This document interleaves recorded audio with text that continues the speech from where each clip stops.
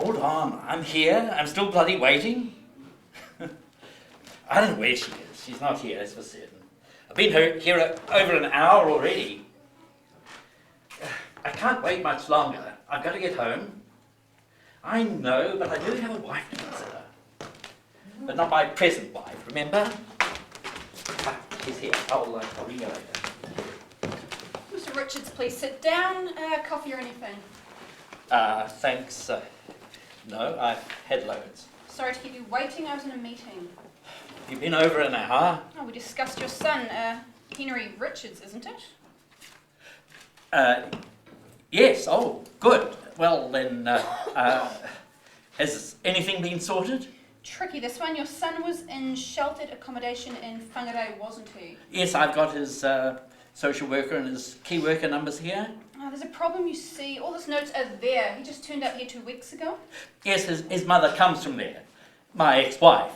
Then she came south and Harry decided to follow. Tricky, you see. We're stacked full here. Well, hang on a minute. My son's ill. He should be in hospital. That wouldn't be possible. Our doctor seen Harry and said he wasn't ill enough for hospital. What? Not ill enough? What do you bloody mean? What do you want? What sort of crap is this? Mr. Richards, please calm down. There's nothing we can do here. Our hands are tied in situations like this. We've done all the proper things. We've had a doctor make a judgment on his mental state, and I have to take his word. It's all that I have to go on. Well, what about the sheltered workshop? We have to get him in there. Tricky again. I'm sorry, he was there when he first arrived. The house social worker said he was too disruptive and she had to let him go. Why? I'm afraid Harry blocked the drains with toilet paper. It took a day to get them cleared. She said he can go back there to the lunch club and get food there, but he can't stay there. He's too disruptive. Are you sure you don't mean too ill? That's crazy behaviour, isn't it? Blocking up toilets? My son is a young man, only in his 30s. He's suffered since he was 16. Doctors diagnosing him with whatever fancy names in fashion. For Christ's sake! I've been asked to sort him out quite a few times since then. You see, the problem is, when he's up, he feels good. And he doesn't want to take his medication. And then off he goes. He needs some sort of treatment. He's sleeping outside Countdown, under cardboard, in the middle of bloody winter. I was speaking to the local copper when I was up there. He said, I wish he'd take a swing at me. Then I could put him in jail, and at least he'd be warm there. This is my son we're talking about. A human being who could possibly die of exposure because of your failure as a local health authority to do anything for him. You have a duty of care for him. What about his mother? Could she take him in? His mother lives in a home for the elderly. That's got its rules too. Only the tenants can stay there. Harry stayed there a couple of nights and they threatened to evict my ex. Well, could you take him in? I've got 4 kids by a second marriage. I understand how you must be feeling. I really do, but there's only so much we can do here. We only have so many resources. So, okay, in the summer, the kinds are all down by the sea having jolly fun. Sleeping right from the summer isn't such a chilling prospect. This is exactly my point. Harry's sleeping rough. Suppose he gets flu. We're talking death here. There's a joke about this place. You know how the map makes it look a bit like we're living in a Christmas stocking?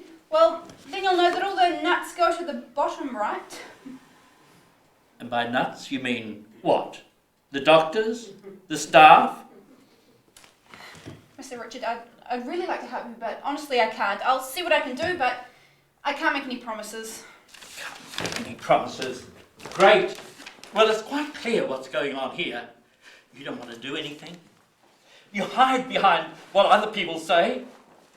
But what it amounts to is that my son, who is suffering from the most horrendous mental state, already diagnosed... Not by us. Our doctor said he wasn't ill enough to be sectioned in a hospital.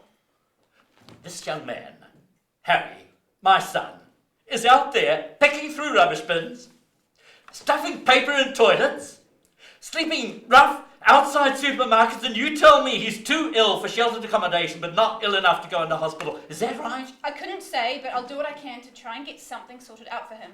In the meantime, it would help if you could get his notes down to us. He's too ill for sheltered accommodation but not ill enough to go into hospital. Yes or no? Come on! It's more complicated than that. Is it buggery? I'm sorry, Mr. Russell, I can't continue this conversation. Right then. Well, I'd like to tell you that I'm going to make a record of everything that you've said to me, and I'm going to send it to your local MP, the Chief Medical Officer, and the bloody Prime Minister. I know it won't make the slightest bit of good, but it might get some sort of response. A trickle down, perhaps, eh? No,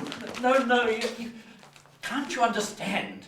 My son is in danger here, and for all I know, in agony. And all you're doing is dragging things out. I can't make him take his medication. And who knows if it's making the slightest bit of bloody difference anyway. Education is the only treatment that this government subsidises. So we don't know if anything else would do anything more. You have a duty of care to him, damn it. And you know that you have. Don't you?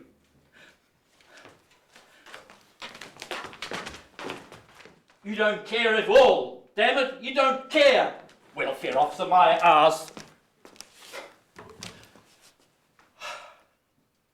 I wish I could say that I can understand her position, but I can't. I don't think she cares enough to bend the rules a little. Anyway, Henry's been in and out of hospital since then, suffering from whatever name we're supposed to call it these days. It's always the same. You'd think there'd be a way of recognising it, of tracking the patient's notes immediately, but no, it's always a long-winded bloody process. Find a doctor to diagnose the problem. If he won't, then the fun and games start.